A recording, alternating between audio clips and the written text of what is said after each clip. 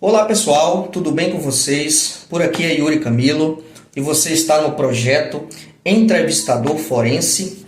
Eu resolvi, pessoal, iniciar uma série agora no início de 2023.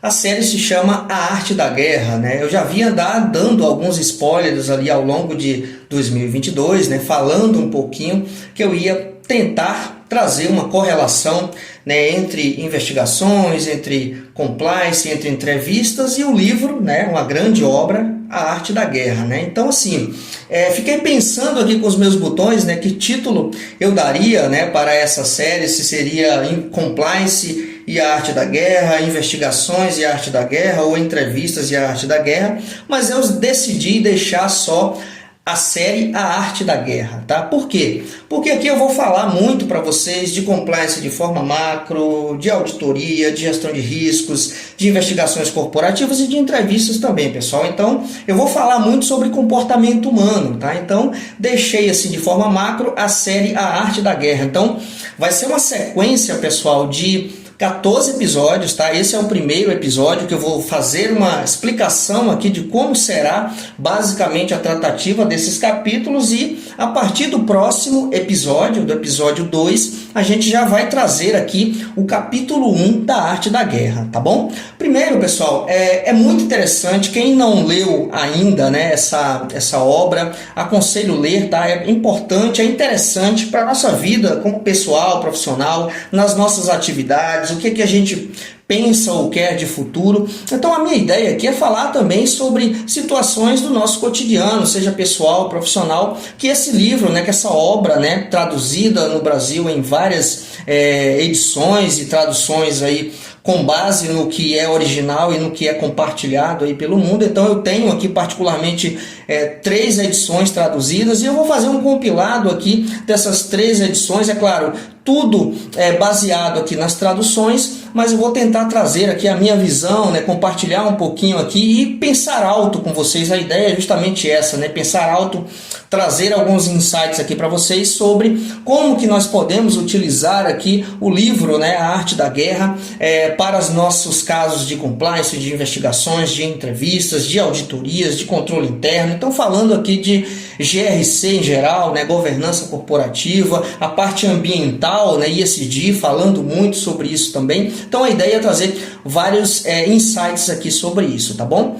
Pessoal, para quem não conhece, acho difícil, né, quem não, pelo menos não tenha ouvido falar dessa questão do livro A Arte da Guerra, mas é um livro que foi ali compilado, né, depois da morte de Sun Tzu, né? Ele era um grande estrategista e esse livro, pessoal, ele é um dos tratados de estratégia mais antigos e mais bem sucedidos do mundo, pessoal. E aqui eu não estou falando só de guerra, né? Entenda aqui tudo que eu estou falando como atividades comerciais, táticas empresariais, compliance, investigações. Então vamos nessa pegada, porque aí o entendimento até fica mais tranquilo e a gente consegue aqui fazer alguns comparativos com o nosso dia a dia aqui como gestores, executivos, coordenadores em diversas áreas que a gente atua, Brasil e mundo afora, tá bom, pessoal? Então essa obra, ela remonta ali o século 6, né, antes de Cristo,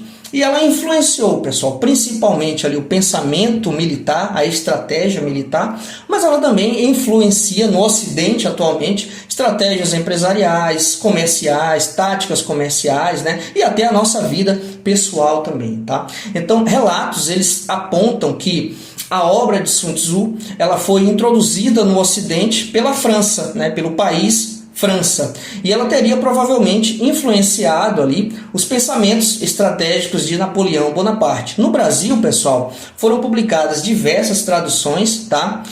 Das publicações originais. Inclusive, como eu falei para vocês, eu tenho 3 aqui, né? Resolvi comprar, até por gostar tanto dessa obra, né? Cada edição que eu vejo tem um layout diferente, né? Inclusive eu tenho uma aqui que tem até gráficos, né? Ilustrativa, então foi a última que eu comprei, é bem interessante. E no final aqui, né? Ou ao longo do nosso bate-papo, eu vou até colocar aqui as obras que eu tenho para que vocês também possam dar uma olhadinha, né? Ou até comparar, né, se faz sentido ou não que eu estou falando com as obras que eventualmente vocês têm por aí, tá bom? Então esse capítulo 1 aqui, pessoal, é fazer um disclaimer do que vai acontecer durante essa série aí, provavelmente durante esse ano de 2023, né? Eu tô começando aqui com a parte 1, mas a ideia é a cada mês ali, pegando os meses do ano, né, a gente chegar lá no final de 2023 com essa série concluída aí para vocês. Então acho que vai ficar bem legal, tô bastante animado aqui, conto bastante com a interação de vocês. Eu vou publicar no Spotify, no YouTube e no Instagram, tá bom, pessoal? Então vocês vão ter acesso ali por essas 3 plataformas que são as que eu mais utilizo aqui para fazer as postagens e trazer o conteúdo, os conteúdos do projeto Entrevistador Forense. Beleza, pessoal? Então vamos lá. A obra ela é composta por 13 capítulos dedicados aspectos estratégicos, né, no sentido macro, pessoal. Falando aqui do primeiro capítulo, né, qual é o título do primeiro capítulo? Pelas traduções que eu tenho aqui, são estabelecendo os planos. E o que é que comenta, pessoal, esse primeiro capítulo de forma bem resumida aqui, porque eu vou avançar de forma mais detida em cada capítulo, tá bom? O que é que comenta esse primeiro capítulo? Ele analisa 5 elementos estratégicos. Quais são eles? A missão, o clima, o solo, liderança e métodos. E como utilizar esses elementos com inteligência perante o oponente, pessoal. O oponente, na verdade, aqui é em sentido figurado, né? O oponente aqui, nesse caso, seria, né, a nossa situação, ou seja, a nossa questão que estamos nos deparando ali naquele momento para utilizar, né, essa estratégia, ou seja, estabelecendo os planos. Então eu vou falar um pouquinho sobre missão, sobre clima, sobre solo, sobre liderança e sobre métodos. E como que a gente consegue fazer uma intersecção entre esses 5 elementos e a gente construir ali, digamos assim, uma estratégia bem inteligente, né, a partir desse primeiro capítulo. Beleza, pessoal? O capítulo 2, o que ele traz? Qual é o título dele, na verdade, né? Fazendo a guerra, né? Então você está ali já, né, se preparando. Ele trata basicamente esse capítulo de aspectos econômicos, né? E a ligação entre despesas e custos e o sucesso, analisando a limitação de custos, dos custos que a gente vai ter e do conflito. Então, pessoal, trazendo aqui para o cenário de investigação, de compliance, né? Isso vai fazer muito sentido quando eu for falar um pouquinho disso, porque é isso, né? Tudo que a gente for fazer em termos de estratégia em relação à apuração ou em relação até à prevenção, envolve despesa, envolve custo, e isso tudo vai estar atrelado ao sucesso do nosso empreendimento, digamos assim, seja numa área de compliance, na área de auditoria ou em qualquer área que vocês que estão escutando aqui estejam atuando, tá bom? O capítulo 3, pessoal, ele já fala o ataque com astúcia, né? Ou seja, o que ele traz ali? É a intersecção entre força e inteligência. E ele diz basicamente que o nosso tamanho, né, não implica em sucesso. Ou seja, eu sou um grande player de mercado, né, eu tenho tudo ali nas mãos, eu tenho um budget, digamos assim, né, mais considerável, né, mais satisfatório, que eu consiga ter um êxito ali, mas não necessariamente, pessoal, vocês sabem bem disso, né? Que o nosso tamanho, seja físico ou seja de forma econômica ou intelectual, não implica no sucesso. O que vai implicar o sucesso são as constâncias e as ligações, as intersecções de vários fatores conforme a atividade que nós estivermos atuando, beleza? Mas vamos tratar isso de uma forma bem mais detida lá na frente. O capítulo 4, pessoal, ele fala de disposições táticas, né? Ele faz uma menção a você reconhecer onde você está, ou seja, defender as posições que você já conquistou até o momento e também, a partir das vitórias e posições alcançadas, reconhecer oportunidades e não tentar criar cenários inseguros, pessoal. Então, envolve muito aqui esse capítulo de disposições táticas a questão da cautela na tomada de ação, tá bom? O capítulo 5, pessoal, ele traz aqui a questão da energia, ou seja, utilização da criatividade, das oportunidades adquiridas, tá? Para criar cenários seguros, né? E aí vocês vão perceber que cada capítulo aqui que eu for trazendo para vocês, ele é uma complementação do outro. Então, no capítulo 4, a gente trouxe ali disposições táticas que se referiu àquela questão de reconhecer as oportunidades. No capítulo 5, que é a energia, ele traz aqui a criatividade, você usar ali as oportunidades adquiridas para criar cenários seguros, ou seja, atuar com segurança. conforme o que você for fazer no seu dia a dia, beleza? O capítulo 6, pessoal, ele vem falando de pontos fracos e pontos fortes, né? Ele explica como as oportunidades surgem pelas aberturas de ambientes e de cenários. E aqui a gente lembra muito, quando a gente está falando de pontos fracos e fortes, a gente lembra muito ali da questão da gestão de risco. E aí eu trago a matriz SWOT, né? Falando de forças, de fraquezas, de oportunidades, de ameaças. Então, quando eu for tratar desse capítulo 6, com certeza a gente vai ali trazer conceitos e experiências e vivências da questão de gestão de risco também. Lembrando, é claro aqui, da matriz SWOT, que ela faz eu trago aqui o capítulo 6 de pontos fracos e fortes com essa questão da matriz SWOT, e com certeza vai encaixar bacana aqui no nosso entendimento quando eu for explicar um pouquinho para vocês qual é a minha visão sobre esse capítulo 6, beleza? O capítulo 7, pessoal, ele fala de manobras, né? O que é isso? Perigos do conflito direto e como vencer nesse tipo de situação, quando somos forçados a enfrentá-lo. Ou seja, a gente tem um conflito ali e a gente, muitas das vezes, tem que enfrentar tem que assumir, tem que encarar esse conflito ali, tem que encarar essa situação. Então, qual é a melhor alternativa para isso, né? Então, a ideia é que sempre, né, falando de confronto, não haver confronto, né? Mas haver uma inteligência da nossa parte para tratar perigos ou gerenciar conflitos com estratégia, né? Você, por exemplo, pode contornar o conflito, mas nunca o ignorar, né? Esse é um conceito muito interessante aí para quem já estudou gestão de conflitos, né? Você pode contornar, você pode encarar até o conflito, mas nunca o ignorar, porque isso até serve de aprendizado para a gente também.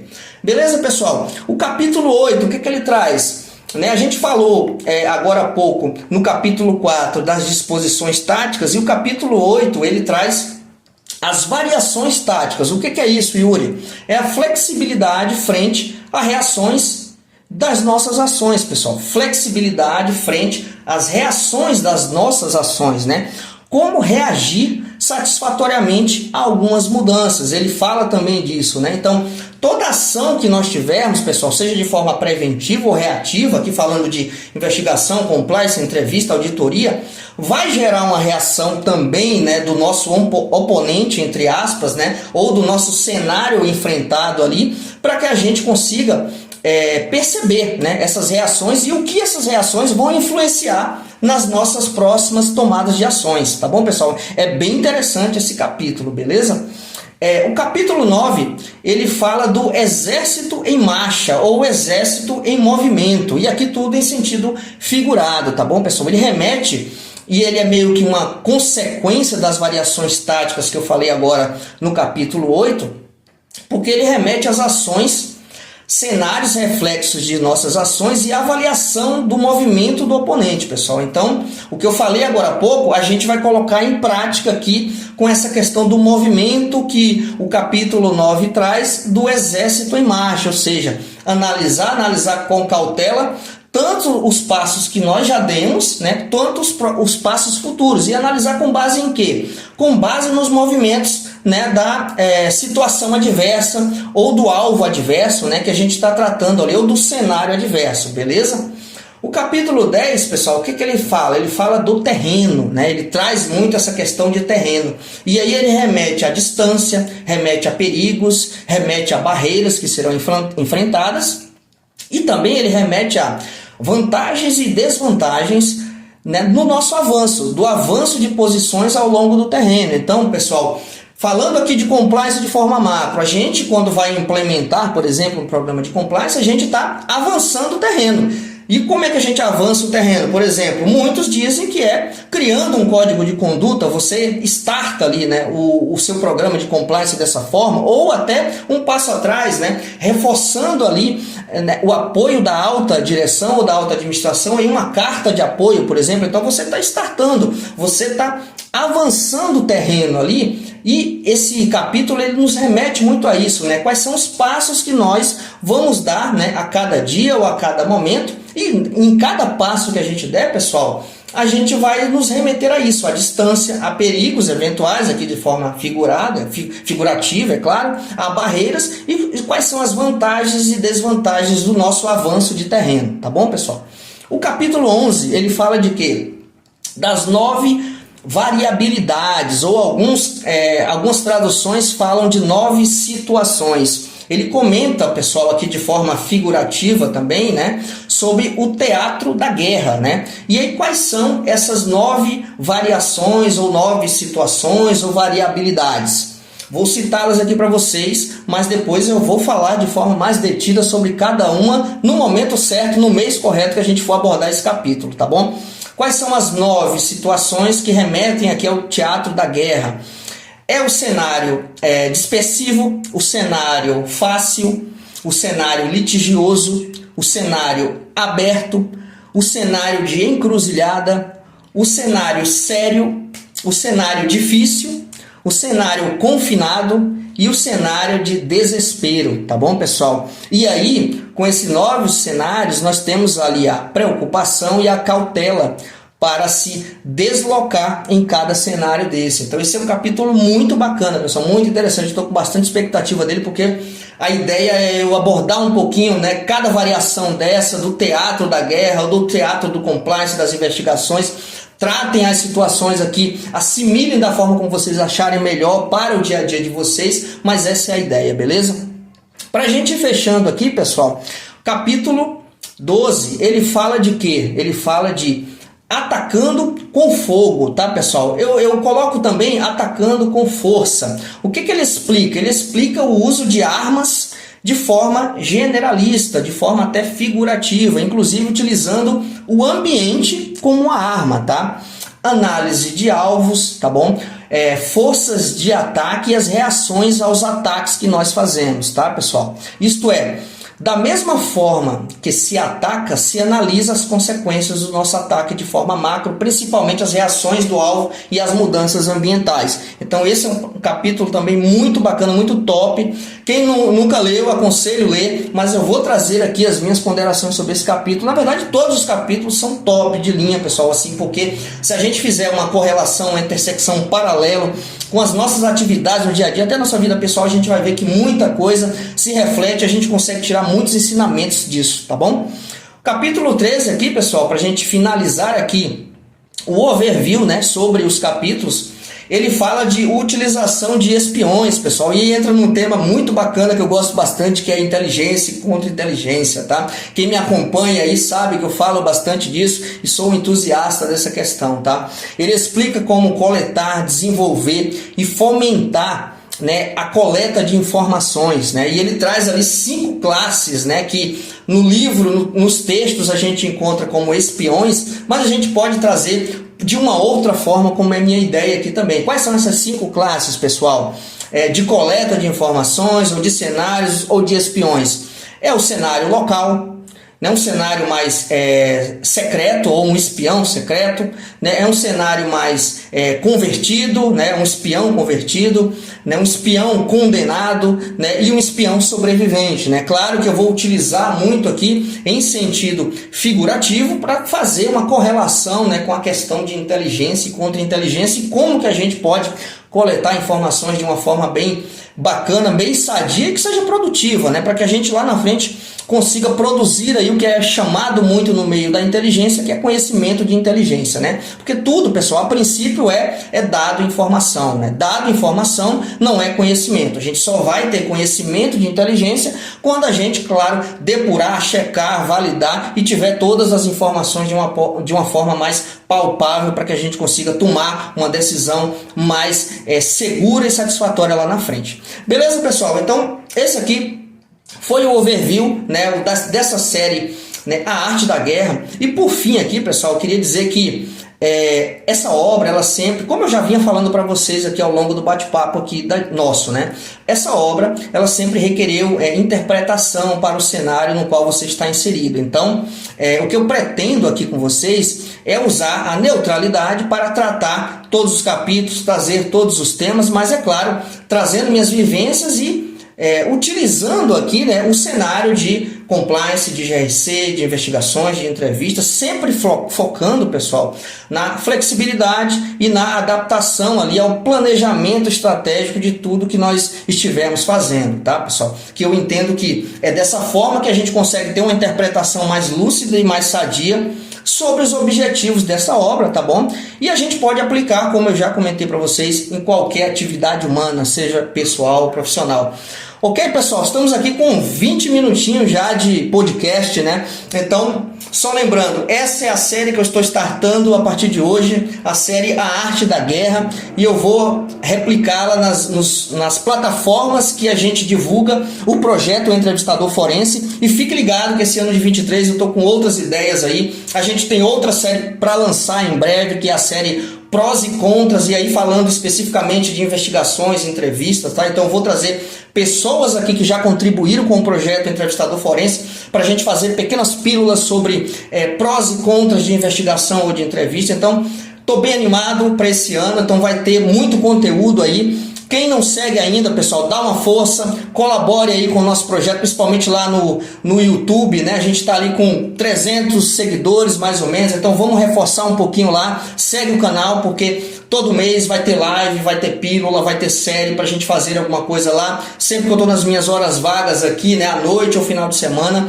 eu estou produzindo algum conteúdo para vocês. E claro, sempre que eu produzo aqui alguma coisa, eu aprendo também e conto aí com o feedback de vocês. Já tive vários ao longo de 22 e conto aí com feedback, sugestões, ajuda até de quem quiser colaborar com esse projeto aqui, que é um projeto que eu amo de paixão, que é algo que eu gosto muito de fazer, pessoal. Quem me acompanha sabe ali que eu me divirto bastante, é um papo muito bacana, é um papo muito descontraído, né, extrovertido ali, porque é legal a gente tratar de assuntos até um pouco críticos ali, falando de investigações, de compliance, de entrevista, de auditoria, falando com uma pegada mais leve. Então esse é o meu objetivo. Para quem não me conhece, eu sou Yuri Camilo, consultor na ICTS Protivit. Estou aqui com esse projeto bem bacana para que a gente consiga construir aí um Brasil cada vez mais saudável, positivo, e que a gente sempre fique no combate, né? O que eu costumo sempre dizer, vamos em frente, vamos no combate, né? Para que a gente consiga cada vez mais mitigar, né? Mitigar situações que impactem negativamente tanto a nossa vida pessoal como a vida das empresas e do ambiente que a gente está inserido. Legal, pessoal? Um abraço a todos, excelente 2023 aí, vamos que o podcast está só começando aqui. Um abração.